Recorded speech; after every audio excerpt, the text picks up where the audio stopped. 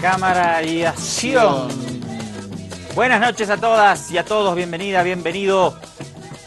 Nuevo capítulo de Ojo con los Medios. Esto es una obviedad, estamos en el Avia Yala, estamos en nuestra América. Saludamos a todos los departamentos que recientemente se han sumado a las emisiones del canal, Oruro, Cobija, Trinidad, Beni. Decía, algo estaba diciendo mal cuando digo Trinidad, departamento. Un abrazo al departamento del Beni y a la ciudad de Trinidad. También dijo Cobija. ¿Dije Cobija? Un abrazo a los pandinos en general y a Cobija en particular. Y Oruro no tengo donde perderme, ¿no? Ahí está bien. Oruro. ¿Cuánto está el pasaje Oruro? ¿20 bolivianos? ¿15? Sí, entre 15 y 30. Depende. ¿Se consigue a 15? No, 30 es muy caro. Y depende. Depende del... ¿Buscama 30? Buscama, cama. Pero por presidencial. Si conseguís un presidencial a Oruro, te doy un premio Nobel, Maduro. Pero a Cochabamba vas hasta por 40, 45 bolivianos de día. Sí, en el momento siempre es más. Se consigue. Para la noche es más caro. La noche es más carito. Pero siempre hay que ir sobre la hora y como bueno. Para llenarlo, te lo rebajan un poco. Mi máxima aspiración igual es cumplir 60 años para que me bajen el precio del avión. ¿Sí? Y sí. Seguro que cuando cumpla 60 la jubilación va a ser recién como a los 75. Le digo a los 75 le aviso ya a la seguridad previsional que no llego, así que pónganse las pilas. Ya le faltan 2 años nomás. Nuestro camarógrafo hoy está encendido.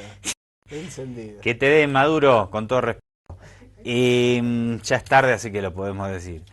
Bueno, vamos adelante. Hoy hay mucha información y estamos perdiendo el tiempo.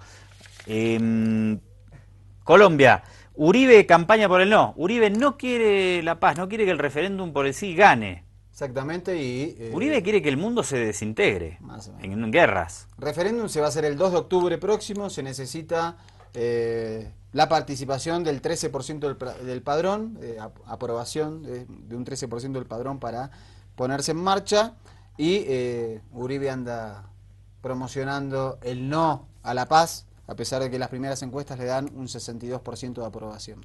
Dale, arranquemos y mientras ponemos la nota yo me voy a agarrar a coñazos con Maduro. Dale. Los paramilitares cabecillas fueron entre 5 y 8 años a la cárcel. 14 de ellos fueron extraditados. Hoy, quienes me critican y dicen que eso fue muy poquito, quieren que los de la FARC no vayan un día a la cárcel y eso da mal ejemplo. Qué capacidad destructiva este hombre. Lo enfrenta un joven. Vamos a verlo y escucharlo, porque es interesante. Ellos se van a ir del territorio hoy, pero los que vamos a seguir en el territorio sufriendo las secuelas de la guerra somos nosotros. ¿Saben por qué? Porque nosotros hemos puesto y seguiremos poniendo los muertos. Porque a él no se puede mover con libertad en su territorio de un lugar a otro. Porque allá están las bandas criminales que no son más que los paramilitares que nunca se sometieron a la desmovilización. Y si nosotros permitimos que hoy, ¿quiénes son los soldados de la FARC?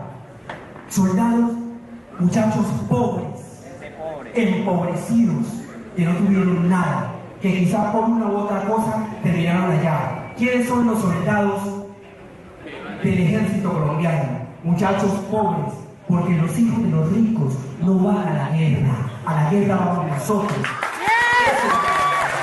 Y cierro diciendo lo siguiente: yo soy una víctima directa de la guerra, soy una víctima del conflicto armado, pero a pesar de eso, si yo tengo que darle la mano a los victimarios, estoy dispuesto a hacerlo, porque creo en el perdón.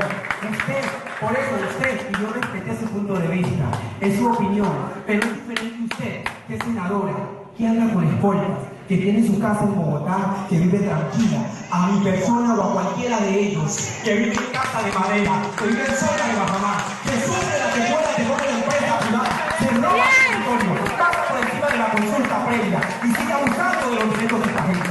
Eso no tiene derecho, eso no tiene nombre. Nos merecemos el perdón, nos merecemos la reconciliación entre nosotros, porque usted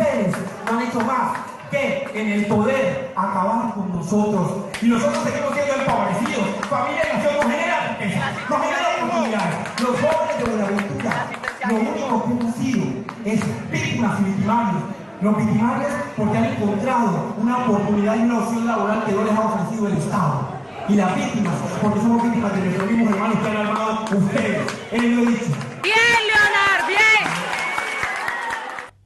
Fuerte porque en lo que acabamos de ver hay dos países, ¿no? Hay dos visiones de país. Exactamente. Sí, y bueno, este era un mitin supuestamente por el no, para que se vote no en el referéndum. Este joven creo que logró... Además tenía un montón de Sí, seguidores. logró dar vuelta por lo menos a los presentes que fueron a escuchar al expresidente Álvaro Uribe. Organizaciones indígenas apuestan por la paz en Colombia. Nota de Hispan TV. Era de esperarse que los afrodescendientes, las etnias y los indígenas se pronunciaran para dar su voto por el sí al acuerdo pactado con las FARC. Ellos ya vienen trabajando en esta campaña desde hace bastante tiempo. Nosotros ya estamos en campaña, hemos venido en campaña por el sí, y esa campaña por el sí se refleja cuando hemos dicho no más a la guerra. Y estos días, el mes de septiembre, tenemos una serie de actividades a nivel nacional donde vamos a estar compartiendo con nuestros miembros, con la comunidad en general, acerca de lo que fueron los acuerdos de La Habana, el capítulo étnico de manera específica, cómo queda incorporado. A través de la historia, los pueblos afros e indígenas han sido violentados por todo tipo de actores políticos y armados. Ellos señalan que ya es hora de que se frene esta ancestral y despreciable práctica. Somos víctimas colectivas de un conflicto histórico con raíces en los procesos de la conquista y con vida en la actual república. Conflicto que ha causado marginación, desposeimiento, desaparición forzada, masacres, secuestros, violación a mujeres, reclutamiento forzado de niños y niñas, persecución política.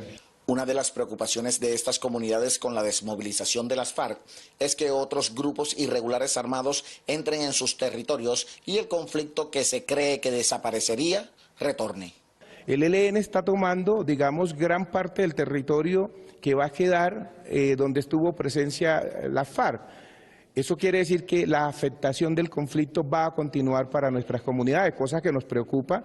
Por lo tanto, ofrecemos nuestra mediación, nuestros buenos oficios para que las partes retomen la negociación inicial. Hemos propuesto unos mecanismos que posibiliten que ese proceso sea concertado con las comunidades y con las autoridades, tanto indígenas como afrocolombianas, de tal manera que tampoco sea un proceso traumático para las propias comunidades, en tanto estas personas vayan a regresar a los territorios ancestrales. Todos estos movimientos que anuncian a carta abierta el sí por el plebiscito ha hecho que en los últimos días cambien las encuestas. Ahora el sí aventaja al no. Álvaro Altamiranda, Hispan TV, Bogotá. Y siguen las expresiones a lo ancho y a lo largo de Colombia en favor de la paz. Fíjate en Bogotá, en este barrio, cómo se pronunciaron a favor de la paz. Lo reporta AFP, la agencia francesa de prensa. Un mural gigante que saluda a la paz en Colombia. Es obra de los habitantes de esta humilde barriada de Bogotá y de dos artistas franceses. El proyecto se inició en febrero y se llevó a cabo en 40 días entre julio y agosto. El fresco fue completado cuando el gobierno de Juan Manuel Santos y la guerrilla de las FARC estaban a punto de cerrar casi 4 años de negociaciones para poner fin a más de medio siglo de conflicto armado. La palabra paz a ese momento en el país es algo que, claro, es genial. Nosotros cuando hemos hablado de eso no sabíamos que eso iba a pasar. Spag y Seb Toussaint del colectivo de Street Art Outsiders Crew viajan por el mundo desde hace 3 años para colorear barrios pobres con palabras elegidas por quienes viven allí. La palabra paz, y ese es el gran significado para nosotros, no solamente para el barrio, sino para Colombia, que tenemos en el proceso que estamos llevando a cabo, en este tiempo que se está firmando este proceso, y para el barrio en general, porque es para que los muchachos, los adolescentes, vivamos en paz. No es la primera vez que estos artistas trabajan en el barrio. En 2014 habían dejado impresas otras palabras, pero cada una aparecía en una pared distinta. La nueva obra se extiende por 16 casas del lugar. Se ve muy bonito, pues imagine que desde abajo, nosotros vivimos en Loma, así, y desde abajo uno pasa en el bus donde sea y se ve, pues, es una elegancia para mi concepto. El gobierno colombiano planea firmar el 26 de septiembre un acuerdo de paz con las FARC que será sometido a referéndum en octubre. Paz para Colombia, paz para Bolivia también, paz para la humanidad, podríamos atrevernos a pedir desde este espacio. Hablando de eso, en medio de la tragedia que se generó en Bolivia en torno al asesinato del viceministro Illanes, se nos pasó de largo la visita del canciller iraní, quien estuvo en Santa Cruz de la Sierra junto a su homólogo boliviano David Choquehuanca y el presidente Evo Morales. Así que queríamos aprovechar este momento para reflejar esa visita en la nota que preparamos para Hispan TV. Dale. Bolivia e Irán celebran su primer encuentro empresarial. La importancia de este evento la marcan la presencia del presidente del Estado plurinacional Evo Morales y del canciller de la República Islámica de Irán, Mohammad Zarif. La primera actividad de la jornada sirvió para intercambiar regalos. El presidente Morales ofreció al canciller Zarif un ejemplar del Libro del Mar, que resume la histórica demanda boliviana por una salida al Océano Pacífico, mientras el representante iraní obsequió al mandatario 2 cuadros representativos de la cultura persa. Morales se mostró satisfecho y sugirió en tono de broma una visita por año para recibir más regalos. Así va a salir su visita cada año. Posteriormente se dio inicio a la feria empresarial, en la que representantes de ambos países intercambiaron durante toda la jornada en la búsqueda de nuevas oportunidades. Necesitamos descubrir nuestras potencialidades, identificar acciones, por más pequeñas que sean, acciones conjuntas de complementariedad. El último acto protocolar fue la entrega del Cóndor de los Andes al alto funcionario iraní, la máxima distinción otorgada dentro del Estado plurinacional de Bolivia. Para mí, en representación de la República Islámica de Irán, es gran honor recibir condecoración tan digno que simboliza la amistad y la cercanía entre ambos pueblos y ambos gobiernos. En el futuro, las relaciones en todos los campos, tanto político como económico, comercial, en todos los campos, seguramente van a extender y estrechar.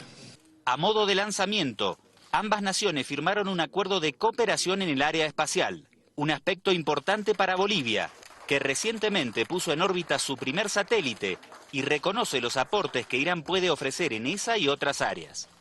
Felicitar los logros que ha alcanzado la revolución islámica de Irán. Andrés Allari, Hispan TV, Santa Cruz de la Sierra. Cortés. Sí, nos vamos con musiquita. ¿Qué me tiene preparado? Traigo una joyita. Viene una orquesta japonesa, la orquesta Sakamoto, que interpreta canciones tangos. Tangos. En este caso el tango en esta tarde gris, de música de Mariano Mores. Harto tango interpretan o bailan los japoneses. Sí. Aprendieron mucho a jugar al béisbol. Se hace el mundial de tango. Suelen ser campeones del mundial de tango. ¿En cualquier momento Japón campeón de fútbol o no? Saludamos a la selección de Bolivia, que logró un empate muy importante en Santiago de Chile. Empató Argentina en Venezuela, iba perdiendo. Empató Brasil con Uruguay Colombia. Está picante y goleó a Paraguay. Brasil-Colombia empate. Y ahora están jugando Perú con Ecuador en Lima. ¿Puede todavía clasificar Bolivia o no? Sí, claro. ¿Sí? Sí. Tiene que hacer una campaña impecable de local, pero las chances matemáticas, más con esta doble jornada que fue muy auspiciosa, 4 de 6 puntos, un empate en Chile, hacía mucho que no ocurría esto, así que bien. Voy a entrenar a ver si me nacionalizan para la selección. Eso sí, que no se retiren del campo de juego como el equipo de Avi Ayala. Por favor, ahí está Will. No estaba Will ese día. ¿Sí? Estaban todos, no importa, y son todos responsables. ¡Adelante! Todos los solos, juntos debemos caminar, no estamos solos, nos debemos acompañar y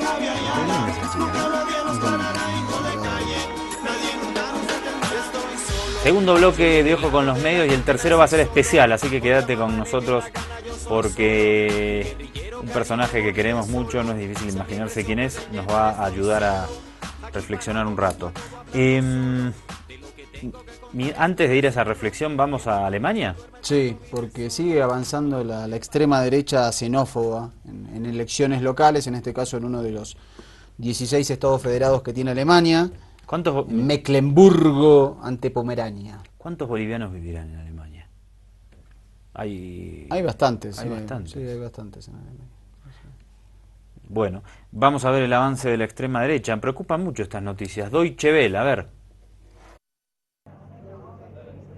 El presidente filipino Rodrigo Duterte reaccionó el lunes con insultos hacia su homólogo Barack Obama durante una conferencia en la que se mencionó que podría recibir cuestionamientos del gobierno estadounidense por supuestos crímenes de guerra. Los mandatarios se encontrarán durante la próxima... Se nos coló ahí una noticia de ayer. No, a ver... Sí, eso mismo es. Vamos, dale, ahora sí. Desde China, Angela Merkel asume la responsabilidad de los pobres resultados electorales de su partido. Está claro que tiene que ver con la política de refugiados. Yo soy la canciller y dirijo el partido, así que obviamente soy la responsable. Aún así, creo que las decisiones que hemos tomado han sido las correctas y ahora tenemos que seguir trabajando. Mientras la canciller se encuentra en China, los alemanes discuten el fracaso electoral del partido de Merkel. Es la primera vez que los cristianodemócratas tienen menos votos que el partido de ultraderecha AfD. Yo creo que esto es preocupante para los cristianodemócratas. Para mí es desafortunado que la AfD haya ganado tanto poder, pero creo que Merkel tiene que cambiar su política de refugiados. Ella está decidida y tiene una idea clara, pero es difícil de implementar todo dado el ambiente actual. Creo que para Merkel la situación no es más fácil que hace un año. Y si pienso que en un año hay elecciones generales, no sé si ella debería presentarse. El partido AfD se presenta como el gran ganador de las elecciones y sostiene que la propia CDU es responsable del mal resultado. No creemos que esta CDU, que perdió su núcleo personal y temático por culpa de Merkel, pueda reencontrar su camino a corto plazo. Merkel recibe críticas incluso de sus socios de coalición. Los socialdemócratas creen que son ellos la fuerza propulsora en la política de refugiados y tachan de indecisa a la canciller. Perdimos mucho tiempo en discusiones innecesarias. Repetir que vamos a lograrlo sin ofrecer soluciones es nuestra crítica. Hasta ahora son solo comicios regionales, pero de cara a las elecciones parlamentarias en un año, en el partido de Merkel crece la preocupación ante un... Bueno, Merkel, que siempre fue una líder conservadora, que impulsa políticas de ajuste, que ahogó a Grecia, a España, ahora es una comunista peligrosa por el tema de la política de apertura hacia la inmigración. Sí, porque de los países de Europa, de lejos Alemania es el que más refugiados recibe anualmente, sobre todo refugiados causas políticas. Pero tiene un problema ahora interno muy potente. Sí, recordemos el surgimiento de Pegida, este movimiento islamófobo en esa zona de Alemania, que cada vez tiene más adeptos. Ahora es Alemania, Alternativa para Alemania, este grupo viene ganando, viene apareciendo en otras regionales, en una anterior salió segundo en un par de los estados federados, ahora salió primero y tiene un discurso anti-inmigrante completo, muy parecido al de Donald Trump, respecto, vamos a decidir quiénes vienen y quiénes no, de acuerdo a su ideología. En Francia también hay una oleada anti-inmigración muy fuerte. Vamos a ver algunas protestas contra los inmigrantes.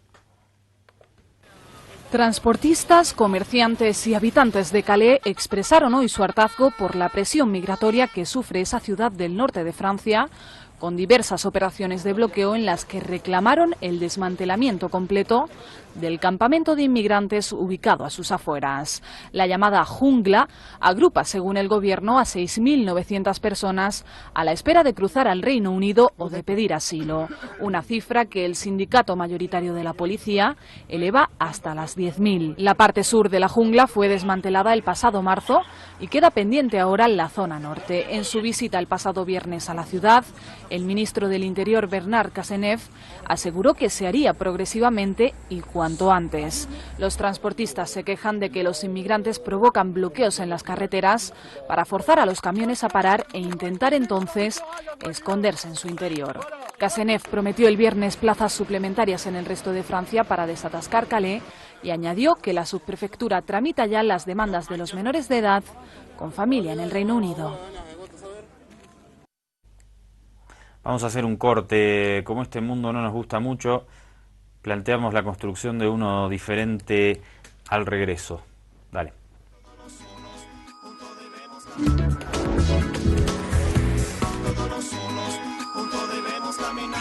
La semana pasada, Mariano, poníamos en pantalla fragmento de un discurso muy interesante del Pepe Mujica. Después lo estuvimos repasando el fin de semana y me pareció que estaba bueno que... Completito, claro. Completito, porque el Pepe nos ayuda a reflexionar. No encontramos además otros personajes que nos ayuden a profundizar sobre la humanidad como lo hace. No tanto. Y ahora parece que va a tener el Pepe en la Dolce Vele un espacio para reflexionar sobre diferentes aspectos de la vida, del mundo. Así que lo vi hoy y me dio mucha envidia. Dije, ¿cómo no se nos ocurrió? En este caso, el discurso está más centrado en torno al golpe en Brasil. Sí. Pero obviamente la integración y se va derivando hacia otras cuestiones. ¿Nos despedimos? Nos despedimos con el Pepe, en el PIT-CNT, sede de la Central Obrero Uruguaya. Aguante el Pepe, que no se muera nunca. Amigos, en realidad hoy de tarde algunos compañeros del PIT-CNT y de América, militantes sindicales, me cayeron a los efectos de combatir un poco el hastío de la discusión de una rendición de cuentas. Y realmente encontré mucho más saludable venir aquí a intercambiar con ustedes. Pero me parece que fundamentalmente los uruguayos tenemos un primer cometido: informar bien y cortito a la gente con la cual hablamos, porque hay muchísimo ruido, pero poca información. No confundamos bulla con creación de pensamiento. Entonces, lo primero, la causa mecánica de este golpe que tenemos que transmitirle al pueblo uruguayo. La causa mecánica, no la causa profunda. La causa mecánica es que existe un señor, Eduardo Acuña, que era presidente del Parlamento, que parece que alguien que pasó por Suiza le dejó 5 millones de dólares a nombre de él, pero él no sabe quién fue. Y como eso saltó, supuso una investigación dentro del propio Parlamento. Y este señor, para defenderse, fue a hablar con la presidenta y le pidió que la gente del PT en esa comisión no respaldara la comisión investigadora. Y el PT decidió respaldar la comisión investigadora. Y entonces este señor se acordó que en un cajón tenían guardado unos expedientes de 3 abogados que habían estudiado el último presupuesto y encontraban elementos para hacer una acusación jurídica, y dijo: si me cocinan en la comisión, les voy a reventar esto. ¿Y cuál fue el error del PT? Error entre comillas. Y el error de la presidenta: no agarrar viaje para tapar un hecho de corrupción. Esto es lo primero. A esta mujer la están condenando por no haber entrado en la corrupción. Desde luego, esta es la causa mecánica de cómo se dieron los hechos. Esto tenía un trasfondo, un largo trasfondo. Las derrotas electorales, las reformas sociales, la redistribución del ingreso que había acontecido durante 13 años y el advenimiento de un momento de crisis por la situación mundial que constreñía a la economía brasilera, y entonces había que conspirar por el reparto, sencillamente. Perdidas las elecciones, luego de haber hecho todo el frente político, jamás aceptaron la realidad política de sufrir una derrota y en todo caso ir a preparar sus respectivos partidos para la próxima contienda electoral. No, le escupieron la cancha al asado de la democracia. Lo que demuestra una vez más que son demócratas cuando le conviene y no tanto cuando no le conviene. Lo primero es el bolso, querido. Entonces, naturalmente, es un proceso que tiene muchas enseñanzas, también hay que decirlas, compañeros. La compañera Dilma no tuvo cancha para negociar y sobre todo desconcertó a mucha gente de su propia fila porque quiso frenar el peso de la crisis económica con algún tipo de medida relativamente conservadora en el seno de su economía, un poco sin discutirla con su propia gente, sin sentirla.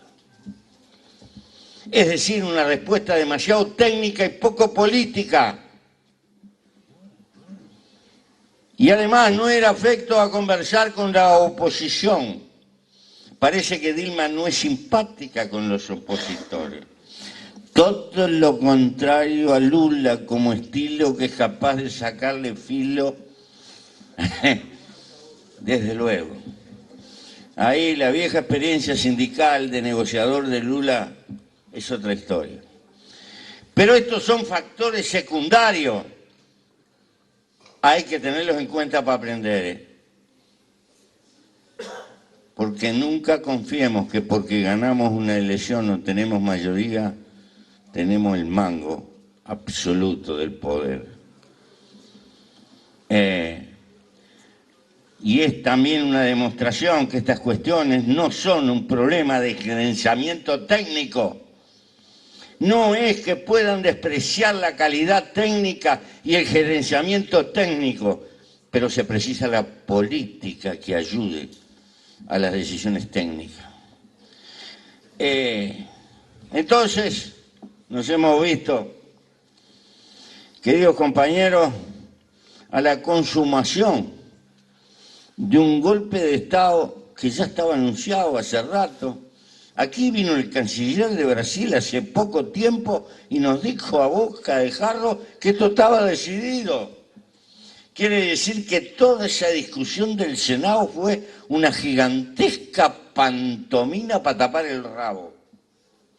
Esto estaba decidido y en otra parte se montó un escenario a los efectos de embaucar opinión pública y la visión con toda la apariencia de un juicio, pero desde el primer momento esto estaba decidido.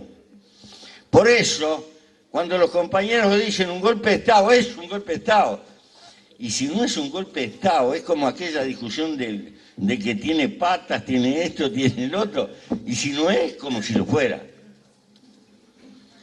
Y es también porque hubo una decisión política de la derecha de aventar este gobierno.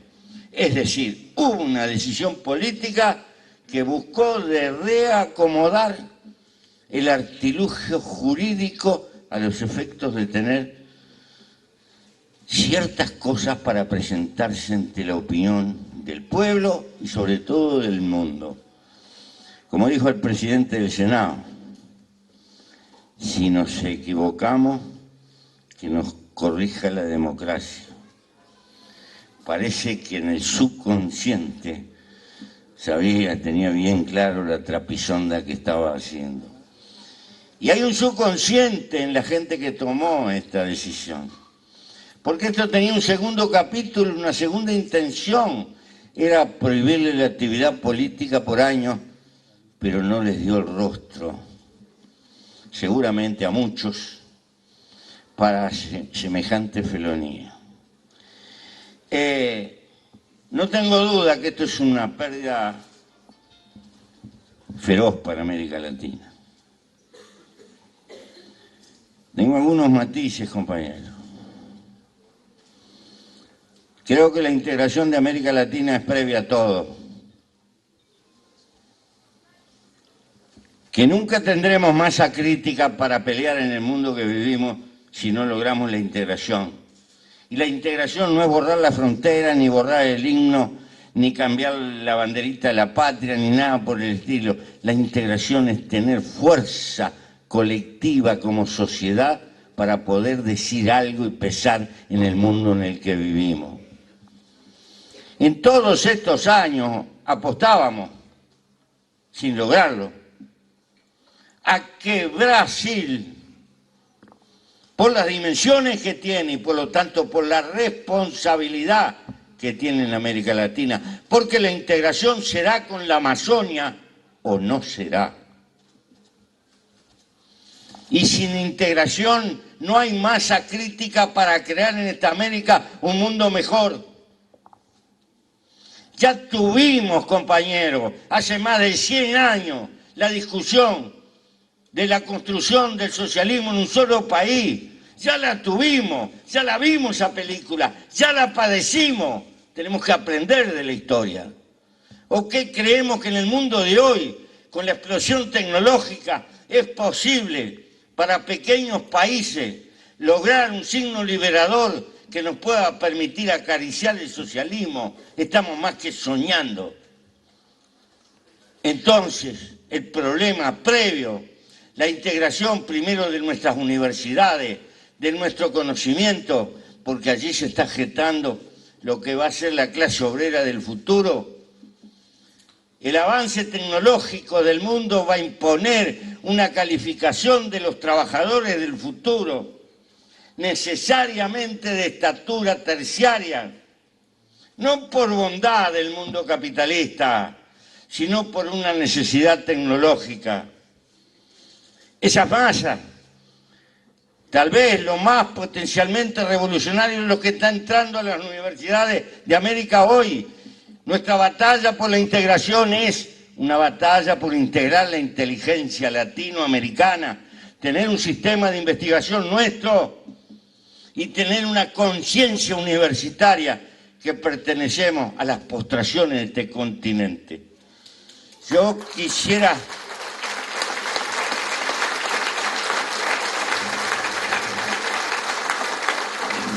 Queridos compañeros, cumplí 81 años y he visto mucha poesía, mucho fervor revolucionario y he visto mucho castillo de ilusiones venirse al suelo. No le quiero mentir a las nuevas generaciones. La humanidad está frente a un desafío de proeza como no ha visto la historia del hombre arriba de la tierra. El hombre tiene que demostrar como especie si es capaz deliberadamente de crear una sociedad mejor o no, o sucumbe. Esto es lo que está. Compañeros, la lucha que hay por delante es portentosa, tremendamente portentosa y difícil. Y no lo vamos a lograr con 4 gritos. Necesitamos una profesionalización de nuestras vidas, de nuestra entrega, de la construcción de equipos, de un sentido de compromiso con una humanidad mejor. No es sencillo, porque el mundo se está globalizando y nos aparecen contradicciones por todas partes. La compañera hablaba contra las multinacionales. Dentro de poco vamos a estar abrazados con el populismo de derecha de Europa, que también está contra las transnacionales, pero es fascista. Nada podemos esperar de ese ultranacionalismo, el de Trump, el de Le Pen, el de lo que pasó en Inglaterra. Esos no son, compañeros.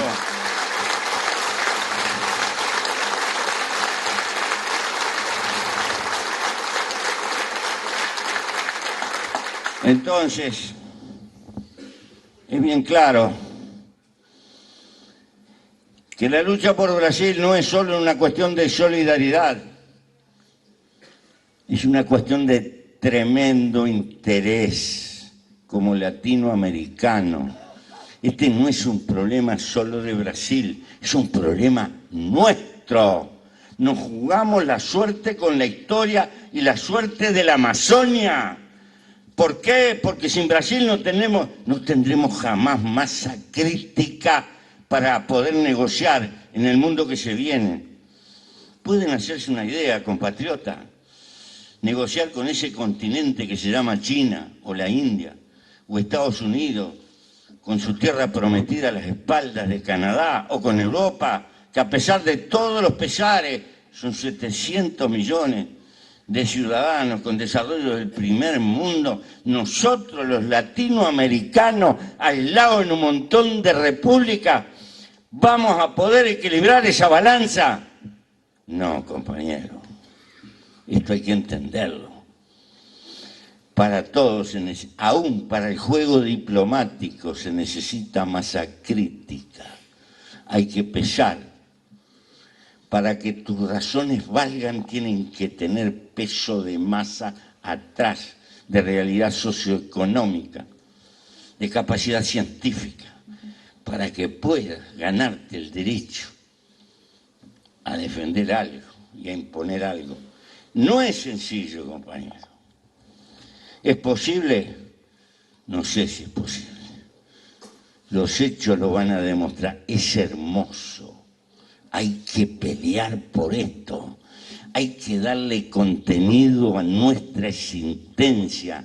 No podemos construir una sociedad de esclavos conscientemente, que vamos a estar determinados por lo que pasa en el mundo rico sin tener capacidad de ser nosotros. Creo en las posibilidades del continente, en los desafíos del continente. Por eso, la señal y el pedido que han hecho los compañeros, este no es un problema por Dilma, por Brasil, por el PT, es un problema por nosotros. Y nuestra es la lucha de Bolivia, la lucha de Ecuador, la lucha del pueblo argentino.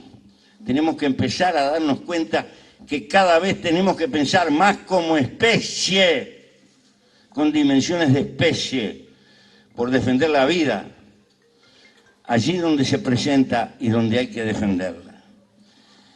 Y tenemos que tener en cuenta que tenemos que ser inteligentes y que necesitamos aliados, y que los aliados no son nosotros mismos.